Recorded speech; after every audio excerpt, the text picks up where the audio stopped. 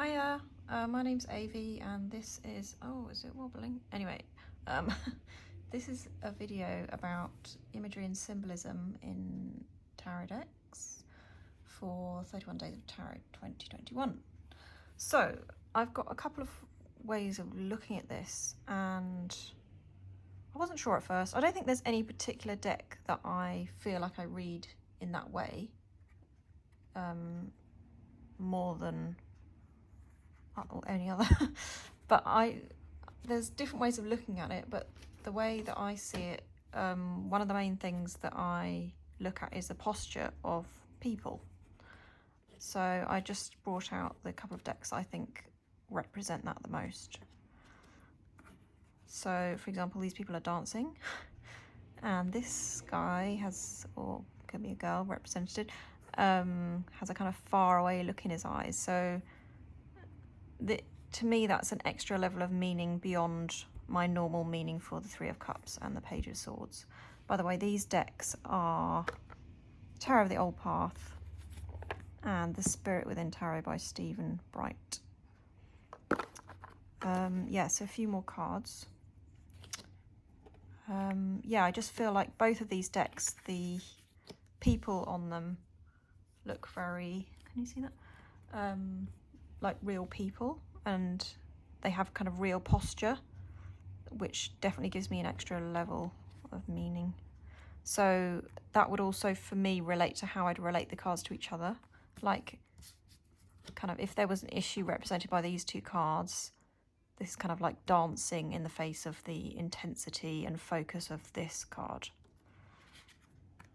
Let's see what we've got here as well.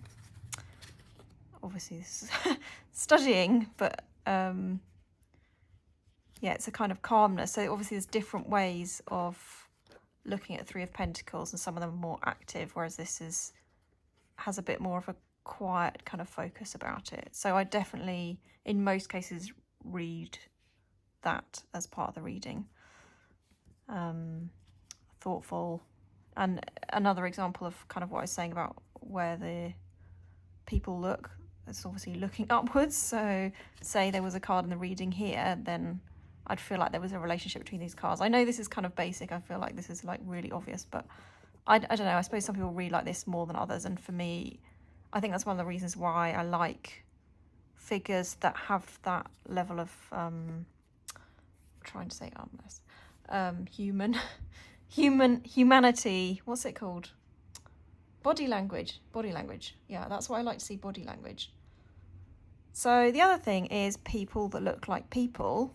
That, I mean, if it's about someone I know, or obviously the person I'm reading for, if they sort of recognise someone and say, oh, that someone looks like that, then, you know, say like I might know someone that sits in a chair like that, and it might just remind me. So I might end up using that as a kind of symbol. Yeah, so that's that. And then the other thing, I'm going to look at a couple of other decks, is, okay, so I've got these decks, the Moonchild Tarot again, blah, blah, blah. And let's go this way. So this is the Sacred Sites Tarot. And both these decks have a vast amount of symbols. Sacred Sites has a lot of stories attached. So, but for me, that's something I have to learn. So I don't know whether that, it kind of gives me insight, but only once I learn what those symbols are. So I feel like it's more work.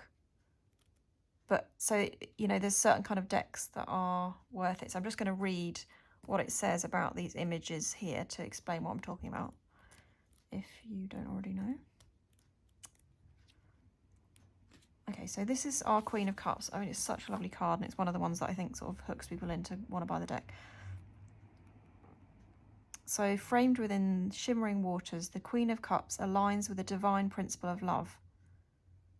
Her adorned roses represent the unfolding petals of higher consciousness, the beauty of Goddess, the mystic rose of Mary, and a symbol of the Holy Grail. So unless I've kind of learnt this, I'm not going to think, oh, that's the mystic Rose of Mary and a symbol of the Holy Grail. But once I've made that connection, you know, that gives me an extra level of meaning. And then this other card was Seven of Pentacles. I really like this card, but it's quite different to what you normally see, which is the guy kind of looking at the bush. In her own sacred domain, a seeker rests in the quiet meditation within the opulence of her own inner light. She is surrounded by the beauty she has built in this space and reaps the rewards of her heart-infused work. So we can kind of see from her posture, you know, that she's like connecting with her heart. But what I thought was interesting, I mean, again, they're talking about flowers. The flowers around her describe the richness of her life. And then it says the mirrored image behind. So hopefully you can see that there's these kind of faded mirrored images in the background. The mirrored image behind her reflects her reach in the world. So that's symbolic, and I think that's really interesting. So obviously that brings another level of meaning, but I have to put effort into connect with these meanings. Like, they don't just, I mean, I'm not going to know that that is what is intended unless I start to learn. But I'm just going to also mention that in this deck there's a lot of natural, kind of like scenery. I don't know if natural is a word. So what was I going to say? Eclipses, mountains, seas. And often, you know, in the book, again, there's meanings to these. I mean, there's a lot of gateways in architecture I've talked about before. Landscapes. So, yeah, I feel like you have to find a way to work with this kind of imagery. If you want to, like, really read this deck well, then you're probably going to be finding some kind of meaning in these. And I think, yeah, I'm just kind of getting to grips with that, let's say. So it's just good. But I suppose you kind of, if you're going to ask me to do work, then I've got to be like motivated, if that makes sense. So, and also for me, I don't want to have too many decks. I think that's what I'm starting to realise now. I don't really want all Rider-Waite-Smith clones, but like I talked about with the posture and stuff, that's something I can just read, because obviously I know how to read posture and body language. But with these other kind of symbols that are personal to the illustrator, like I said, it's a kind of job, isn't it?